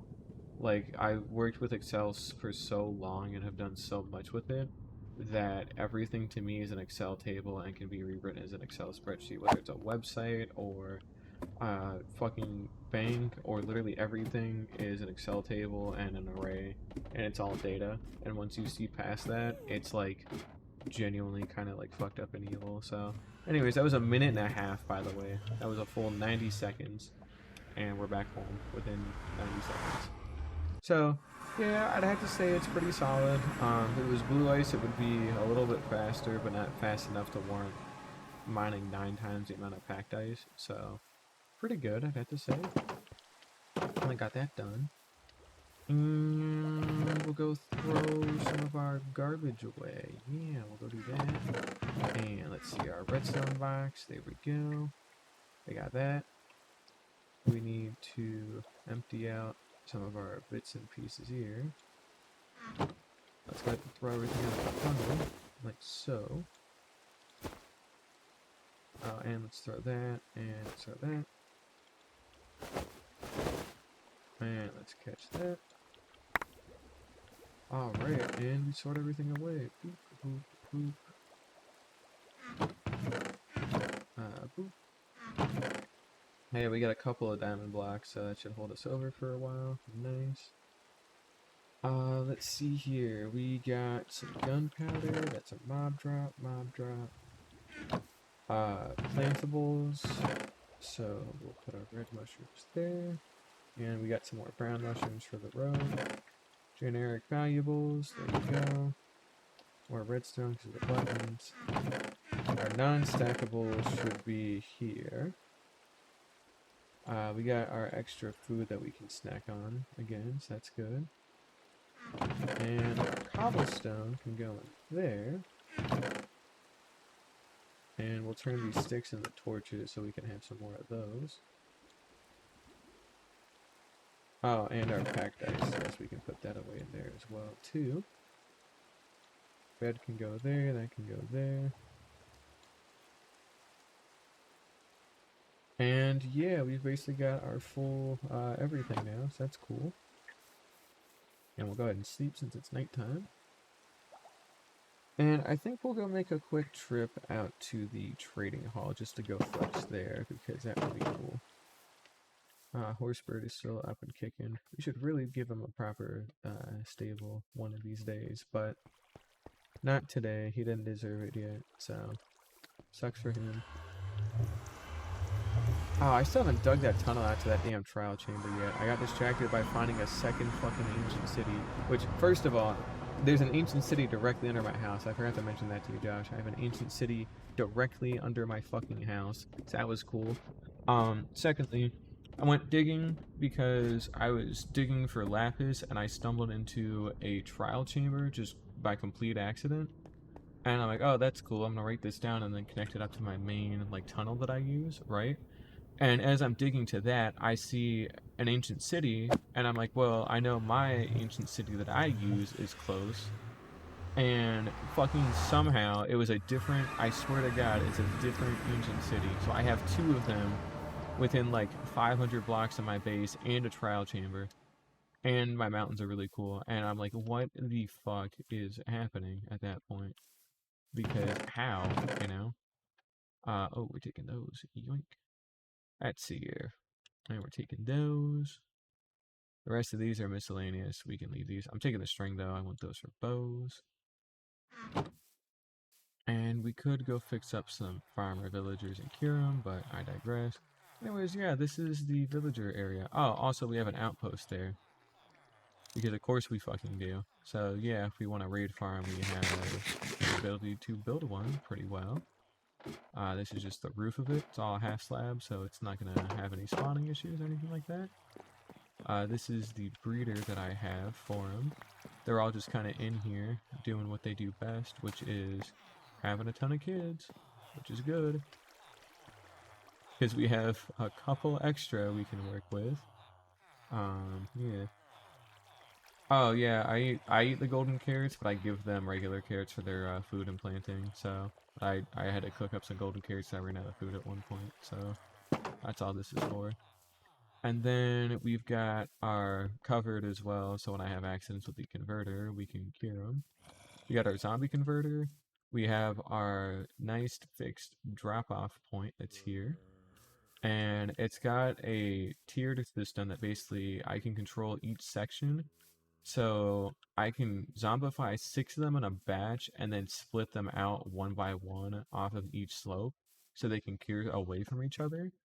And then we've got the actual trading hall itself, which granted, this trading hall is a bit more of a work in progress because it's just a big fat box of cobblestone that I'm going to probably encase in like a prettier block. But it's a very well thought out place. It's got good rails. They go directly into their chambers with no issue. There's a little bit of vanity with the glass like roof that acts as like a kind of in between both halls. We got our spare hall when I run out of space in the main hall. And then in the main hall, it's actually well lit, it's well decorated with the flooring, villagers are laid out nicely, and then it just turns into eventually replacing the cobblestone with a prettier block one day. Which I don't need to do, because cobblestone honestly looks fine for what I want, so it's all good. But yeah, we've got every diamond tool that we could want. Very a good varied amount of enchantments too that I'm fairly happy with for right now. We got a good bit of stuff, you know, breaking, fortune. I had to buy a bunch of them to get them leveled up, the whole 9 yards. So, oh, and our iron farm. That was also why I was here, because I wanted to check on that too before I headed back home. I built a shitty iron farm. Not shitty, it's a good iron farm, but I built only a 2-cell iron farm and not like a 4 or 8-cell for now, just because I only needed some iron to have if I was working here, because I want my main iron farm to be back at my base, so it's a little different. But yeah, we've got a pretty good stack of stuff, fairly well organized, looks good, it's built out of good materials, and again, trading hall, iron farm, everything here. It's a bunch of open space, it's very safe, it's well maintained, and we do pretty good on the iron front. We've only gotten 12 because I did clear these out from the last time I was here, so it's a little different, but that also makes me wonder. I haven't seen a golem yet, so they may just be waiting to go to sleep, but our zombies are still intact here, which is my main thing, because if they weren't, then I would actually have some issues, so... But yeah, because we haven't been here in a while, the villager, like, sleeps has reset, basically. So they think they haven't actually slept in a while because they haven't, which means that they won't generate any golems. So this only works when I'm here for an extended period of time, or if I have an ender pearl chunk loader. So it's one or the other. And I only am going to use, I don't think I'm going to use an ender pearl chunk loader for it because I don't need that much iron right now. And I'm just going to build the same farm 4 more times at my base when I actually finish building some more of the structure. But for now, it gives me enough iron that I really need, so I don't need much more than that. And I only really want a bigger one once I get like shulker box loaders, and I need like a bunch of hoppers and infrastructure. So that's the only time that amount of iron is going to be worth it. But yeah, we are good. We finally got it built. There's our last one that we can extend out to wherever the fuck sometime. I don't know where it would be, but it would go somewhere, I guess. Also, we're in iron armor and diamond tools until I beat the Ender Dragon. So, we're gonna probably do some villager work next time to get a couple more niche villagers that I can use, so like farmers and... You know, I don't really care about any other ones other than farmers. Oh, clerics. I guess I do care about clerics a little bit. We'll get some extra farmers and clerics going, so that way we can get some golden carrots for our main food source, and then we can also get some ender pearls, although we already have a good chunk of ender pearls. And then otherwise, we can go to the end after we do that, kill the ender dragon, get an elytra, and then we can go get our diamond armor, and then go grind for netherite at some point. But that's a ways away. Because I think for now what I want to do is, I still need to dig to my trial chamber, which, yeah, it's a little far out. I have most of the tunnel dug, but I got distracted with that cave that I ended up finding, so we need to get back onto that grind and keep digging out to that trial chamber, because that thing is going to be a massive pain to find. I'd dig extra weird just to get a hold of some lapis, that's why there's some odd bits in places. We'll also probably go back into the ancient city at some point, since it's been a while since we've been back there, so that'll be cool. Oh, right, I had it formally connected up to my tunnel. Right, yes, I do remember that. And I'm doing good on torches, so I should be able to maintain this for a while. These are my diamond mining tunnels as well, which is why they're dug like this. This one's a little unique because this one actually pivots into the staircase to the trial chamber cords that I had written down. So we have quite a ways to go out here, but we can still do it. And then it was somewhere along this way is where I had found the ancient city. Now this is my ancient city. So this is the one that I have personally been to before. But there's a different unrelated one farther up ahead. Just for, you know, just for shits and giggles, I guess. Because why not? So yeah, we can go ahead and read our book. Trial Chamber. 24,262.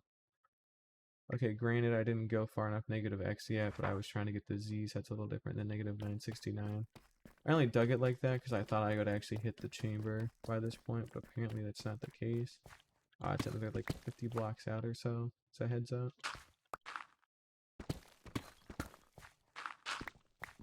And then with this also being a diamond mining area, I still do have a certain standard of lighting and tunneling that I have to maintain. Well, I don't have to maintain, but see, if I don't, I would have missed that. So that proves my point fucking live. That's why it's worth doing. Look at that. Got a little bit of diamond. We got 6 out of that. Very nice, very nice. Yeah, that's why we continue these tunnels even though they're not actually at bedrock, because if we don't, we do miss super easy things. And also it builds up my deep slate reserves. I like deep slate for building too, and I'm also planning on using it as a core building block for my actual base. So this and blackstone will make up like my bottom layer of my base, and then all the stones and andesites and grays will make up the middle part, and then the white blocks will make up the top part of my base. So it's a gradient from black to white from bottom to top, which I think will look really cool. And then that gives me a lot of space to build some cool stuff in. We'll have some greenery up in the top and poking out of it, so we have batches of different colors throughout the whole thing instead of it just being a smooth gradient the whole way up and down. So that way we have some nice variety in there. And then, yeah, we're doing pretty good.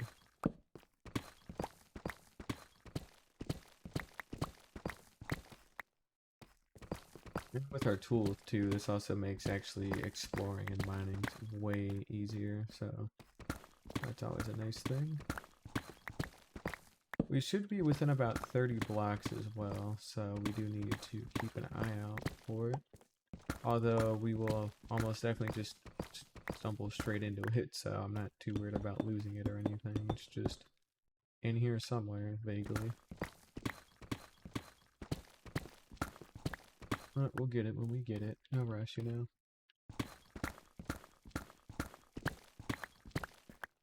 Also another thing too with life, just rushing ends up making things a lot harder than they need to be. So, you know, work hard and work fast when you're younger, and then once you get to enough of a point when you've had enough, work a little bit slower but work a little bit smarter.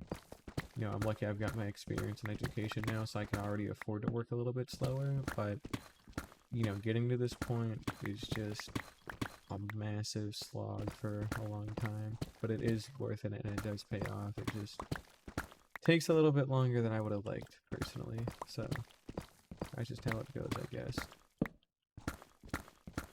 Now, I'm positive it was a double negative chord because I physically am just too far away for it to have been anything else.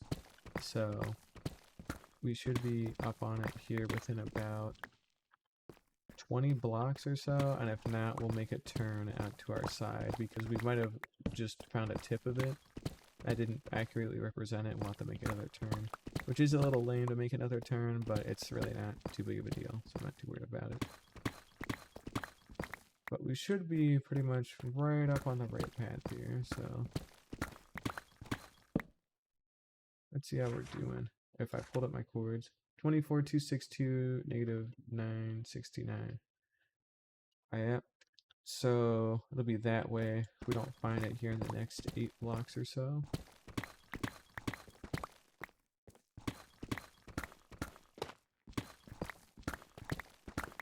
Still in a deep dark biome, by the way. I don't particularly like how far these things tend to spread underground, but I do get it. It just is sketchy doing stuff now because of it, so. Alright. Looks like we will have to make that turn after all, unfortunately. But it's not too big a deal. And then we go ahead and we turn out here instead.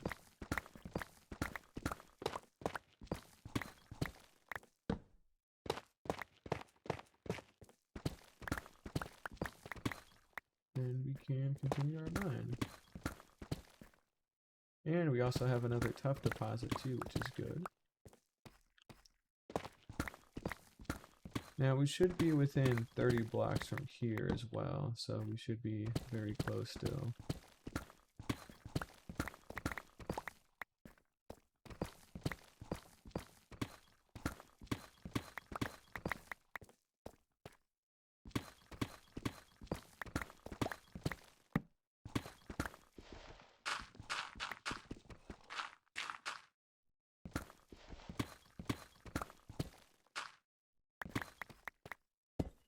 Alright, saw that. It's iron. We'll leave it be. That'll be at that iron farm. I don't actually have to feel too bad about leaving inconvenient iron out of the way. That's alright. I went through a bit of a mining spree trying to get enough iron for my beacon so I could clear out the rest of my base area. So that was fun for a while. And we're gonna make a couple more torches here. Like so.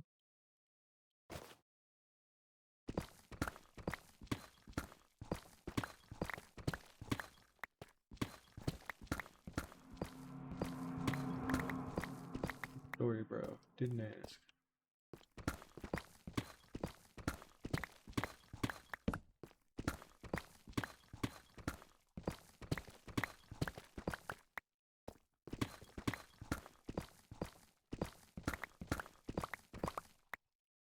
Alright, we should be within about 20 blocks or so, maybe even 15.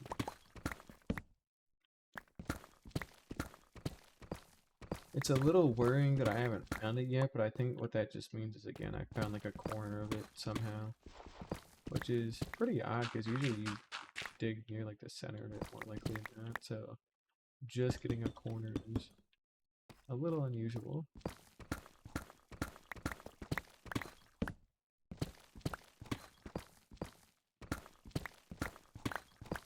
Within like 10 blocks of the chords I had written down, so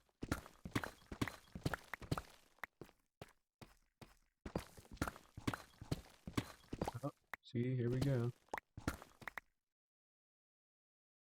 And there's even the exact staircase I used to get here in the first place.